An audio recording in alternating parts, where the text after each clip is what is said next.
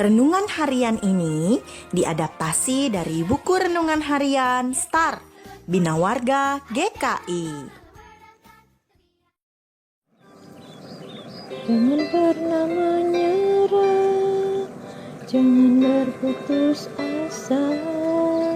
Mukjizat Tuhan ada saat hati menyembah.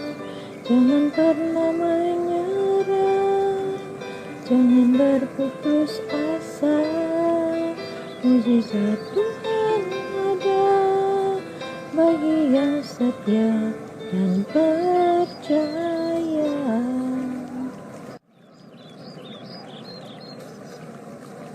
Halo Bulan, kamu sedang nyanyi lagu apa tuh? Hai Bintang, aku lagi nyanyi lagu Jangan Pernah Menyerah. Dan aku juga lagi baca seorang tokoh yang bernama Louis Braille yang mengalami kebutaan sejak umur 3 tahun. Namun dengan semangat pantang menyerah, ia terus belajar sehingga akhirnya ia berhasil menciptakan huruf Braille yang membuat para tunanetra bisa membaca. Oh, Louis Braille. Ia memang seorang tokoh yang luar biasa. Seperti ini kisahnya. Louis Braille dilahirkan pada 4 Januari 1809 di Coffray, sebuah kota kecil di dekat Paris, Prancis. Ayahnya seorang pembuat sepatu dan perlengkapan berbahan kulit yang bekerja di bengkel miliknya sendiri. Ketika asik memainkan alat-alat kerja ayahnya, ia mengalami kecelakaan. Alat tajam untuk melubangi kulit secara tak sengaja melukai sebelah matanya. Infeksi di sebelah matanya yang terluka segera menjalar ke mata lainnya dan mengakibatkan kebutaan total kepada dua matanya. Meskipun tidak bisa melihat, Louis kecil berhasil menunjukkan kemauan yang kuat untuk belajar. Oleh karena itu, ketika memasuki usia sekolah, ia diizinkan mengikuti pelajaran di kelas bersama teman-temannya yang berpenglihatan normal. Pada usia 10 tahun, ia memperoleh beasiswa untuk belajar pada Royal Institution for Blind Youth di Paris, sebuah lembaga pendidikan khusus untuk anak-anak tunanetra.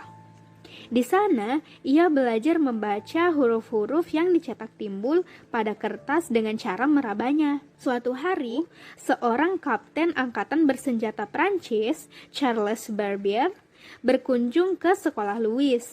Barbier mempresentasikan penemuannya yang dinamakan night writing atau tulisan malam, sebuah kode yang memungkinkan pasukannya berbagi informasi rahasia di medan perang tanpa perlu berbicara atau menyalakan cahaya senter untuk membacanya. Kode ini terdiri atas 12 titik timbul yang dapat dirasakan oleh ujung-ujung jari. Kode ini terlalu rumit bagi sebagian besar pasukannya. Setelah kunjungan Barbier, ia serius bereksperimen dengan menghasilkan sistem-sistem titik timbul yang berbeda. Pada usia 15 tahun, akhirnya ia berhasil membangun satu sistem ideal yang sekarang dinamakan huruf Braille. Kaum tunanetra membaca tulisan Braille dengan menggerakkan ujung-ujung jari mereka di atas titik-titik yang timbul itu. Tapi sayang, ia tidak sempat melihat sistem baca tulis temuannya digunakan secara luas di seluruh dunia. Pada 6 Januari 1852, di usia yang ke-43, ia meninggal karena serangan TBC. Penemuan brilian Louis Braille telah mengubah dunia membaca dan menulis kaum tunanetra untuk selamanya. Sekarang, kode Braille telah diadaptasi hampir ke dalam semua bahasa tulis terkenal di dunia. Louis telah membuktikan bahwa dengan motivasi yang kuat, kita dapat melakukan hal yang sebelumnya tidak masuk akal. Semoga perjuangan Louis Braille terus bermanfaat bagi dunia literasi untuk kaum tunanetra. Nah, apa yang kita bisa pelajari dari kehidupan Louis Braille? Louis Braille tidak pernah menyerah dengan kondisi kebutaan yang ia alami. Bahkan ia bisa menjadi berkat dan membawa kebaikan bagi para tunanetra. Ya benar, Huruf Braille ciptaannya sangat bermanfaat bagi orang lain. Hal yang dilakukan Louis Braille itu merupakan kasih karunia Tuhan di dalam kehidupannya. Ini seperti nats Alkitab yang aku baca hari ini. Dari surat Galatia 6 ayat 10 yang mengatakan, "Karena itu selama masih ada kesempatan bagi kita, marilah kita berbuat baik kepada semua orang, tetapi terutama kepada kawan-kawan kita seiman."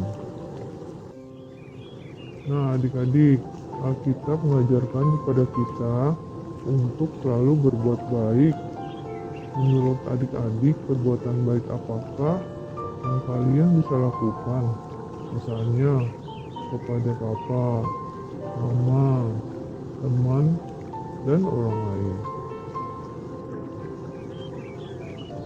Adik-adik, sekian dulu renungan lilin kecil hari ini. Mari kita berdoa. Bapa di surga, kami bersyukur atas anugerah yang Kau beri. Ajarlah kami memakai mulut, tangan, dan senyum kami untuk memberitakan kasih dan kebaikan-Mu kepada orang lain. Di dalam nama-Mu kami berdoa dan mengucap syukur. Amin.